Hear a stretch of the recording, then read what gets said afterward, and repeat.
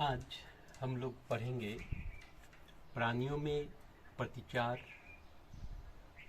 यानी रिस्पॉन्स और समन्वय यानी कोऑर्डिनेशन। ये दोनों शब्द कुछ अलग तरह का है जिसके बारे में बहुतों को आइडिया नहीं है या समझ में नहीं आ सकता है। ये अलग तरह का शब्द है। प्रतिचार, समन्वय। हम लोग पौधे के बारे में इसके पहले अध्याय में पढ़ चुके थे कि पौधों में जवाब देने का जो तरीका है कुछ अलग है और प्राणियों में कुछ अलग है। जैसे हम लोगों ने प्रकाश नामक उद्दीपना के प्रभाव से पौधों में जो गति देने का प्रवणता था, पौधे क्या करते थे कि प्रकाश की तरफ मुड़ जाते थे। वो था पौधों में प्रतिचार। लेकिन प्राणी कुछ अलग तरह से ही प्रतिचार करता है। जिस प्रकार से अगर हम लोग का उदाहरण लेते हैं, कोई गर्म चीज को छूने से हमारा हाथ तुरंत हट जाता है, तो ये गर्म उद्दीपना का ये हमारा प्रतिचार था, रिस्पॉन्स था। और समन्वय क्या है? ये हाथ का हट जाना कई अंगों का प्रभाव से होता है। जैसे गर्म चीज को छूने से जो उद्दीपना है वो हम सबसे पहले एक तंत्र के माध्यम से मस्तिष्क में जाता है और मस्तिष्क फिर हमारे हाथ की पेशी जो है, पेशी को आदेश देता है कि हाथ को हटा लेना चाहिए, तो फिर हम लोग हाथ को हटा लेते हैं। तो ये कई अंगों का जो मिला जुला रूप है, इसको कहते हैं समन्वय। तो प्राणियों में ये जवाब देना और अंगों के बीच में जो समन्वय है, इसके लिए एक विशेष तंत्र है। उस तंत्र को हम लोग कहते हैं तंत्रिका तंत्र, नर्वस सिस्टम।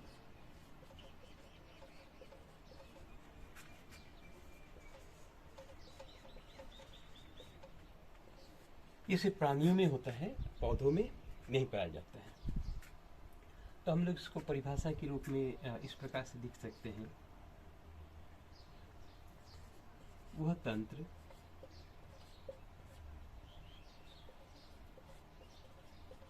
जिसके द्वारा प्राणी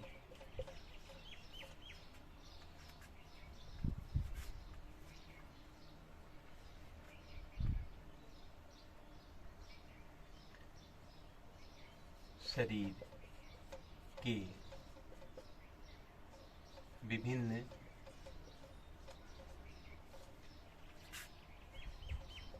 अंगों और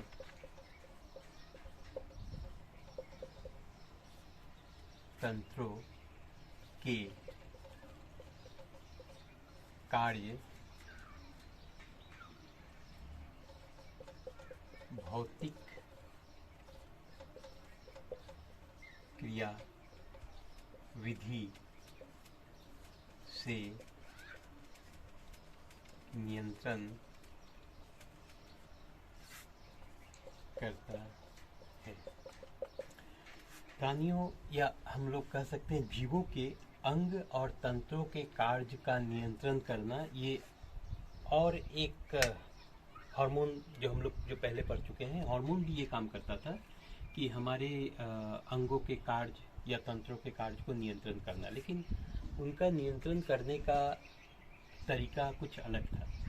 वो रासायनिक प्रतिक्रिया के माध्यम से इन क्रियाओं को, हमारे शरीर के विभिन्न अंगों की क्रियाओं को नियंत्रण करते। और ये जो तंत्रिका तंत्र है, ये भी हमारे अंगों के कार्य को ही नियंत्रण करता है। लेकिन किस प्रकार से करता है? यहाँ पर लिखा हुआ है भौतिक क्रियाविधि। कोई रासायनिक प्रतिक्रिया के द्वारा नहीं करता, ये भौतिक क्रियाविधि से करता है। इसलिए इसको हम लोग भौतिक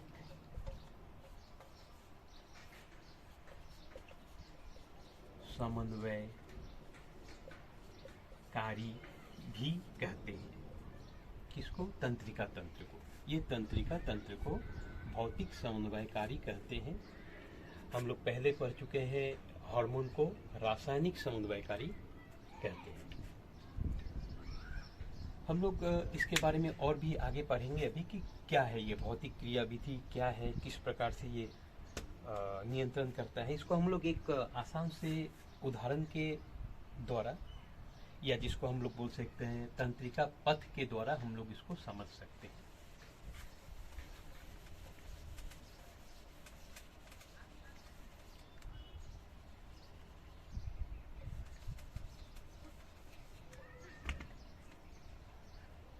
तंत्रिका पथ यानी किस प्रकार से ये जो तंत्रिका तंत्र है ये हमारे शरीर में कार्य करता है।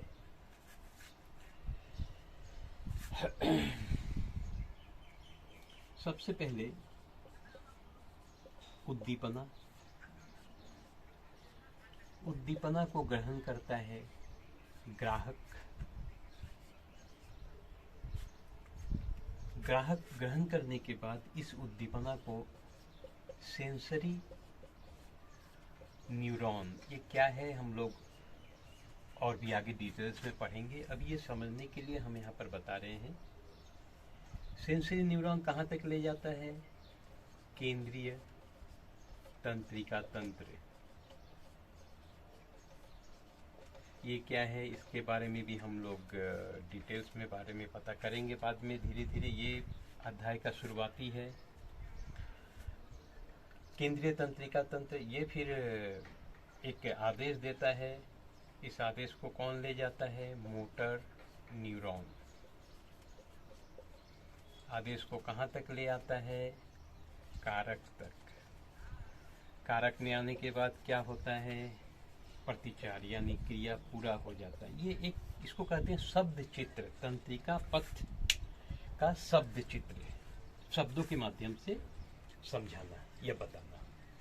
अब उद्दीपना हार्मोन में पढ़ चुके हो, पौधों के लिए उद्दीपना किया था, ताप, प्रकाश, ये सब था। और जैसे प्रकाश उद्दीपना से प्रभावित होकर पौधा प्रकाश की तरफ मुड़ जाता था, तो वो पौधों में हो गया। और प्राणियों में जो ये जो प्रतिचार करने, रिस्पॉन्स करने का तरीका कुछ अलग है।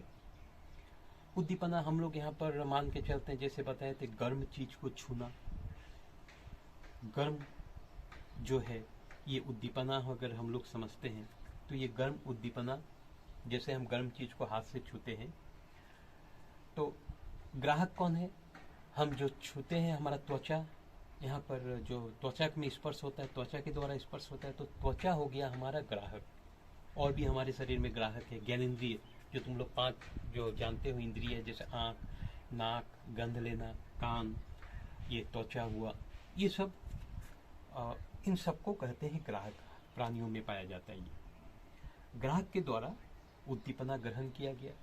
अब इस उद्दीपना को हमारे शरीर के अंदर एक विशेष प्रकार का न्यूरॉन है, उस न्यूरॉन को कहते हैं सेंसरी न्यूरॉन। ये न्यूरॉन इस उद्दीपना को ले जाता है। कहाँ पर ले जाता है, मस्तिष्क में। और भी है केंद्रीय तंत्रिका तंत्र, अभी हम सिर्फ मस्तिष्क को ही बता रहे हैं। मस्तिष्क जो है इसको केंद्रीय तंत्रिका तंत्र कहते हैं। तो ये खबर जिस तरह विद्युत एक जगह से दूसरे जगह जाता है, ठीक इसी प्रकार ये जो संवेदना उद्दीपना जो है इसको ग्राहक से, जैसे त्वचा था, चमड़ा से, त्वचा से ये ले गया केंद्रीय तंत्रिका तंत्र। अब केंद्रीय तंत्रिका तंत्र क्या करेगा, एक आदेश देगा कि क्या करना चाहिए हमको। तो वो आदेश को ले जाने के लिए कौन है, मोटर न्यूरॉन, ये और एक तरह का न्यूरॉन। ये सेंसरी था, मस्तिष्क तक ले गया, केंद्रीय तंत्रिका तंत्र तक। और केंद्रीय तंत्रिका तंत्र जो आदेश देगा कि हमको क्या करना है, उसको कौन ले आएगा, मोटर न्यूरॉन। अब मोटर न्यूरॉन कहाँ तक ले जाएगा, हम जिसके द्वारा कार्य करेंगे। हम किसके द्वारा कार्य करेंगे, मुख्य रूप से हाथ को हटाने के लिए हमें क्या करना पड़ेगा, हमारा जो मांसपेशी है हाथ में, वो मांसपेशी के संकुचन या प्रसारण से हमारा हाथ एक जगह से दूसरे जगह हट जाएगा। अगर ये करते हैं तो पेशियों में संकुचन से ही साधारण रूप से हाथ को हटाया जा सकता है। तो पेशी जो है, मांसपेशी जो है, उस मांसपेशी में ये मोटर न्यूरॉन खबर लेके चला जाता है। तो कारक कहते हैं मांसपेशी को, जो करेगा, कुछ काम करेगा। तो मोटर न्यूरॉन आदेश ले गया कारक के पास कि हाथ को हटाना है, हाथ को हम लोग तुरंत वहाँ से हटा लेते हैं। और इसको कहते हैं प्रतिचार, यानी रिस्पॉन्स करना। तो ये एक तंत्रिका पथ हुआ। ये तंत्रिका तंत्र का एक साधारण सा उदाहरण देकर जिसे हम लोगों ने समझाए हैं, इसको तंत्रिका पथ कहा जाता है। हम लोग इसके बाद इसका उपादान पढ़ेंगे कि तंत्रिका तंत्र में क्या क्या होता है, इसका क्या उपादान है, किससे तंत्रिका तंत्र बना हुआ है। मुख्य रूप से इसमें दो उपादान होता है। हम लोग लिखेंगे उपादान। उपादान मतलब क्या क्या है इसमें। एक उपादान है न्यूरॉन, नाम सुने हो, और दूसरा है न्यूरोग्लिया, एक नया, ये भी एक कोशिका का ही हिस्सा है, कोशिका ही एक तरह का विशेष प्रकार का। ये उपादान 90% न्यूरोग्लिया ही रहता है तंत्रिका तंत्र में। तंत्रिका तंत्र में 90% न्यूरोग्लिया रहता है और 10% न्यूरॉन। क्योंकि हम लोग पहले पढ़ चुके थे कि न्यूरॉन में कोशिका विभाजन में जो चाहिए सेंट्रोजोम वो न्यूरॉन में नहीं पाया जाता है। तो नया न्यूरॉन बनने के लिए ये न्यूरोग्लिया से न्यूरॉन बनता है, क्योंकि एक न्यूरॉन से दो न्यूरॉन नहीं बन सकता है। तो उपादान तंत्रिका तंत्र में दो प्रकार का चीज होता है, एक न्यूरॉन है, दूसरा है न्यूरोग्लिया। अब हम लोग एक न्यूरॉन का चित्र से अभी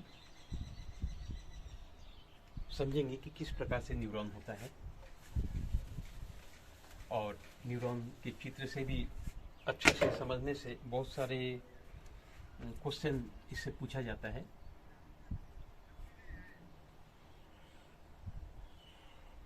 तुम लोग किताब में और भी अच्छा से देख लोगे।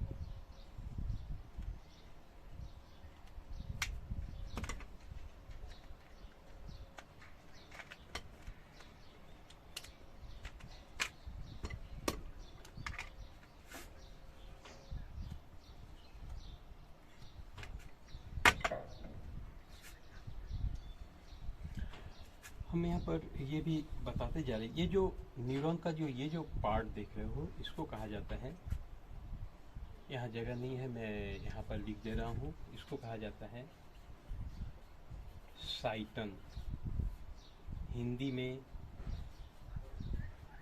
कोशिका काय। ये भाग है तो कोशिका काय है, इसमें कोशिका का जो भी हिस्सा पाया जाता है साधारण रूप से सभी पाया जाता है, सेंट्रोजोम को छोड़कर। जैसे क्या क्या है, एक केंद्रक होगा, केंद्रक में केंद्रिका भी है, माइटोकॉन्ड्रिया भी है, माइटोकॉन्ड्रिया और गोल्गी बॉडी, ये सब विभिन्न प्रकार के हैं। इसके अलावा कुछ इसमें न्यूरॉन में अलग अलग तरह के चीज पाया जाता है। जैसे एक हो गया निसल दाना, ये राइबोन्यूक्लिक पदार्थ से बना हुआ है निसल, ये एक अलग चीज है जो परीक्षा में पूछा भी जाता है, निसल दाना ये पाया जाता है। और ये केंद्रक है, यहाँ पर हम लोग लिख सकते हैं ये माइटोकॉन्ड्रिया है जो दूसरे कोशिकाओं में ही ये पाया जाता है। तो निसल दाना कुछ अलग तरह का है। और इसके रचना में ये है, ये जो रचना देख रहे हो इसको कहते हैं डेंड्रॉन, और डेंड्रॉन का जो शाखा प्रशाखा निकला है उसको कहते हैं डेंड्राइट।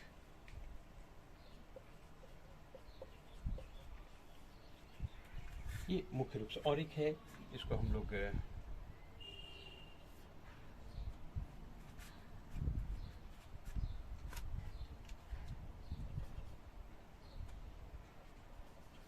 न्यूरोफाइबिल कहते हैं। ये भी न्यूरॉन में ही पाया जाता है, दूसरी कोशिकाओं में नहीं होता है। और साइटोन का निचला भाग जहाँ से एक्सन शुरू होता है उसको कहते हैं ऑक्सन हिलक। हम लोग इसको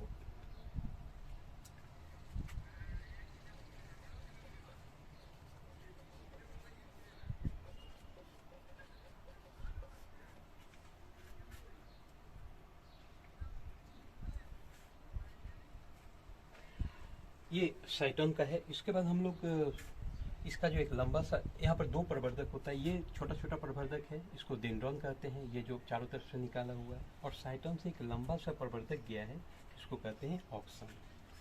तो ये जो वाला पार्ट हो गया इसको हम लोग ऑक्सन कहते हैं। ये लंबा सा यहाँ से यहाँ तक जो पार्ट है उसको ऑक्सन कहते हैं।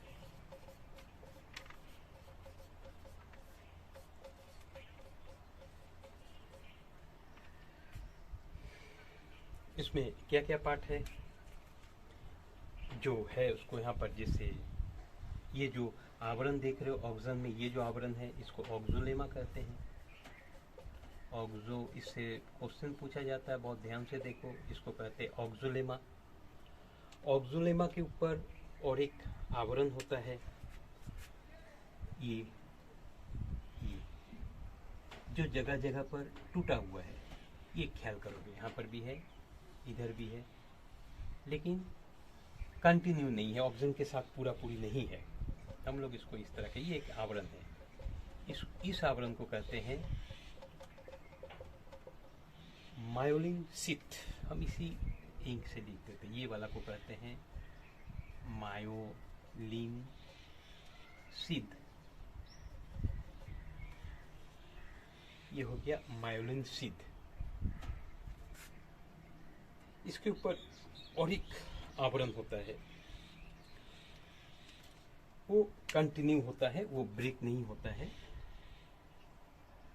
ये कंटिन्यू है।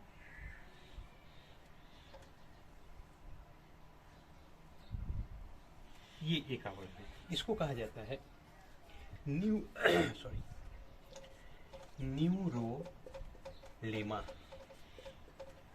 इसको कहा जाता है न्यूरोलेमा। तो ये तीन आवरण हो गया। अब इसमें और क्या विशेष तरह की रचनाएं हैं। यहाँ न्यूरोलेमा और मायोलिन शीथ के बीच में जगह जगह पर एक विशेष रचना पाया जाता है। इस प्रकार से इन सबको कहा जाता है स्वान कोशिका। ये अलग से शॉर्ट क्वेश्चन में पूछा जा सकता है, कहाँ पाया जाता है, स्वान कोशिका।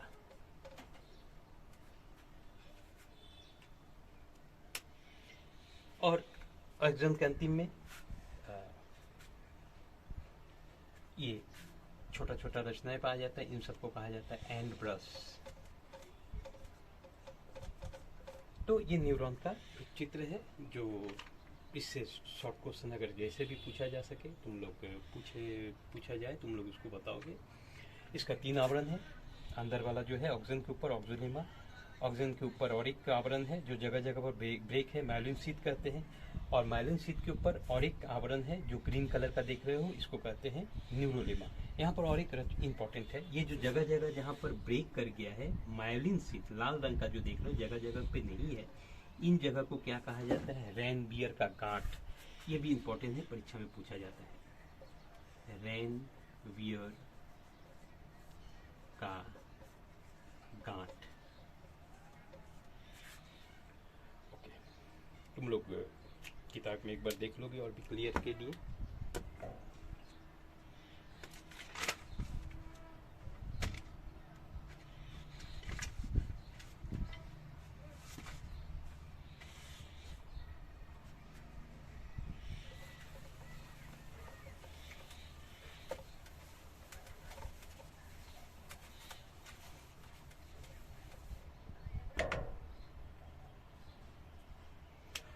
हम लोग अब देखेंगे जो 2 नंबर का माध्यमिक बोर्ड में, वेस्ट बंगाल बोर्ड जो है, इसमें पूछा जाता है शॉर्ट क्वेश्चन में। न्यूरॉन नर्व तंतु और नर्व में अंतः संबंध, इंटर रिलेशन, ये तीनों में क्या संबंध है। तो न्यूरॉन हम लोग थोड़ा देर पहले चित्र में देखे, न्यूरॉन क्या था। अब न्यूरॉन का जो एक्सन जो है, उस एक्सन को कहा जाता है नर्व तंतु। आवरण युक्त, इसमें जो आवरण था, ज्यादातर आवरण ही रहता है। एक्सन का जो आवरण था, उस आवरण युक्त जो रचना है उसको कहते हैं नर्व तंतु। और नर्व क्या है, इन एक्सन के समूह को, यानी नर्व तंतुओं के समूह को नर्व कहा जाता है। तो हम लोग इसको इस प्रकार से दिखा सकते हैं, इस प्रकार से न्यूरॉन का जो एक्सन होता है आवरण वाला, उसको कहते हैं नर्व तंतु। न्यूरॉन से ही बनता है। और नर्व तंतु, बहुत सारा नर्व तंतु एक साथ मिलकर क्या बनाता है, नर्व, जो हम लोग नर्व के बारे में नेक्स्ट पढ़ेंगे। न्यूरॉन से नर्व तंतु, और नर्व तंतु, बहुत सारा नर्व तंतु मिलकर नर्व बनाता है, ये इसमें संबंध है। ओके, आज यहाँ तक, फिर अगला टॉपिक्स नेक्स्ट क्लास में। धन्यवाद।